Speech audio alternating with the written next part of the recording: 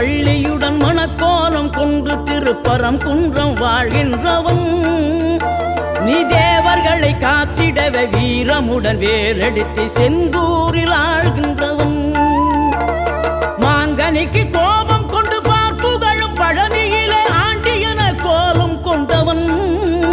நீ தத்துவத்தின் சாரெடுத்து சுவாமி மலை எல்லையிலே தகப்பனுக்கு பாடம் சொன்னவன்